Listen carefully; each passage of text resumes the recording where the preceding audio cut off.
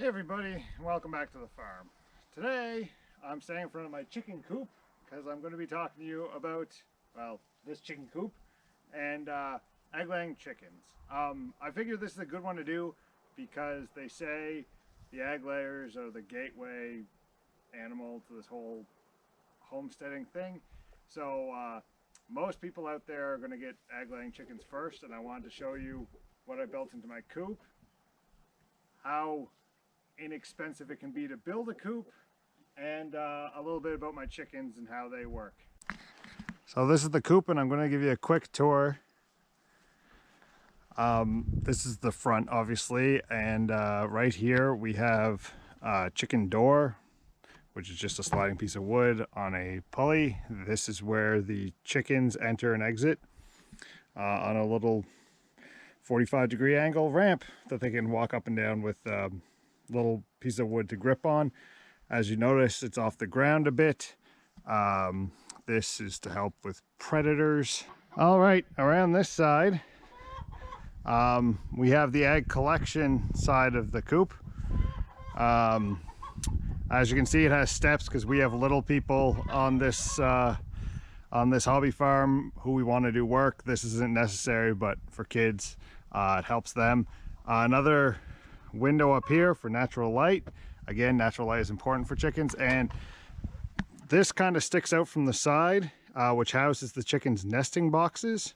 We'll take a look inside and then I'll show you on the inside what that looks like, but the entire roof assembly for this is hinged. So you can look inside, and this is where the chickens will lay their eggs. They're little 1 foot square boxes. I would suggest using these tubs for the nesting boxes because they can get quite dirty, but basically the little boxes you fill with nesting material, and the chickens walk up, lay their eggs, and hopefully don't sleep in there and make a mess of it. Now you'll notice there's 3 eggs in this one and none in any of the other ones. That's typical.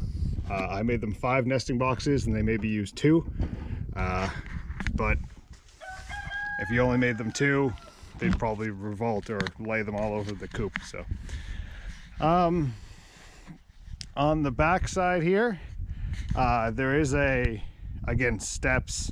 Well, we did need some form of steps here, but there's a man door with a window, again, more light, just so we can get in and look at things. Because there's a couple things we need to do inside the coop every so often, and then on the last side there's nothing. So let's take a look inside.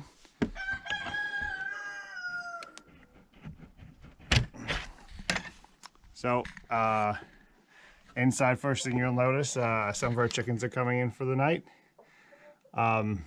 We have 8 of these Rhode Island red layers. They're all named Bethany because they all look kind of the same. And they are perched up on just some boards and the rafters up here. I create well, the rafters I had to put in structurally, but these boards I just put up because they should be roosting at night, which roosting is a fancy way from perch to say perched up on the board, and that's where they're sleep. The important part about that is you try to keep the roosting places separate so they're not pooping on each other all night, because a lot of it will fall down to the ground here. You'll notice they're at different heights. This denotes who's above who in the social ladder. So these guys would be higher up than these 3 ladies here. But anyway, pretty basic construction. I have wood shavings down here to kind of soak up the moisture from their poop. I'm using something called the deep litter method. There's lots of good YouTube videos out there about it, so I won't bother getting into it right now. On the floor, I do have some vinyl flooring. That makes it easy for cleanup time. If I get up in here, I do got a duck. There's their nesting boxes from the inside. There's a little step they can get up. That's not nailed down, so I can actually remove that when I want to clean things. Another little nesting perch, and this is where I keep their water. It's on a little stand, so it's a little bit high up, so they don't keep getting meshed inside the water, and that works pretty well. And this is their intricate food dispenser, so it's kind of like my Meat King one, if you've seen that video. So sewer clean out on the top, goes down, goes to a Y, splits, and then these are two Ys with the bottoms capped off, and then a half circle on here. This keeps them from just making a giant mess, but the food falls down and becomes available. And I have two based on not the amount of chickens I have, but the amount of chickens I could have in here. So that all being said, just a comment on some of the construction I did with this. You'll notice it has some nice cedar shingles. The reason I did that is because this thing is right in my yard, and I didn't want it to look completely homely, which is kind of, some of my other stuff is very functional but doesn't look great. But having said that, I just want to go into a couple things I used for the other construction materials. The floor of this entire thing is my neighbor's old deck that was cut in half, so that was free. All the structural components of this chicken coop were old pieces of a camp that was torn down, including the particle board for the walls and the ceiling. The corrugated plastic roof was an old shed I managed to reclaim the roofing from. I guess the thing to take away here is one man's trash is another man's treasure. So scrounge, scrounge, scrounge. Chickens do not care what their coop looks like. They just need shelter from the wind, rain, and predators, and they'll be great. Again, a brief note on size. This chicken coop is very large. I only have 9 chickens in it now, but it's built to house basically 3 dozen, a little bit more, because you need a rooster for every dozen, about. So almost 40 chickens. So it's a little bigger than 8 by 8, which gives a little bit more than 2 square feet a bird. Plus I can let them out free range. I know most people can't let chickens run around like I do, but what a lot of chicken coops has is a fenced in run in front of it, which again sizes to the amount of chickens you want. But it doesn't have to be this big. Like this is overkill. If you only want half a dozen chickens, you can have something much smaller than this. All right, I wanted to talk to you guys a brief word on roosters. So this is Randy. Hi, Dash. He gets jealous. So this is Randy. He's our rooster. He's kind of a jerk. Not everybody has to have a rooster. A lot of people are giving them away for free because they don't want them. But a couple of reasons you need to have a rooster. One, if you want to hatch your own baby chicks, you need a rooster for fertilization. That's all I'm going to say about that. Two is a rooster. It's been said that they keep the hens calmer, they lay eggs better, but one big thing is they keep them safe. He's very protective, which is both really good and really bad.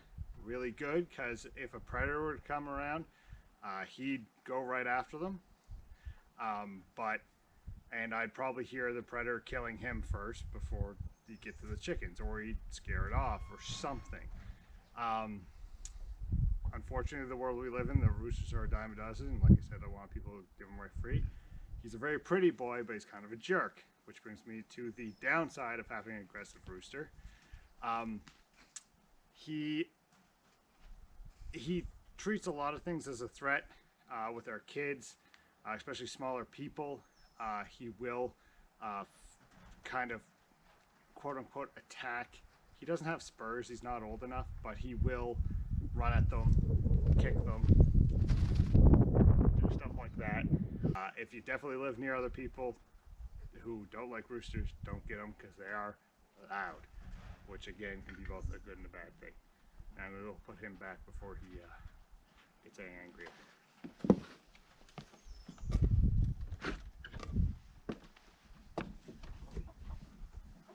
Thank you, Randy. So a note on egg production. Hens, these hens are kind of been bred to be more of a commercial egg layer, so they lay an egg about every day in the spring, summer, maybe one every other day in the fall, winter, depending on how much light they get plus the temperature outside.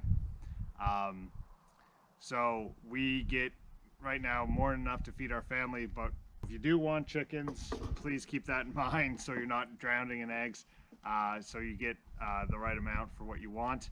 Now, because these chickens are more commercially slanted, from what I understand, they're good for about 4 years before their egg production starts dropping off drastically.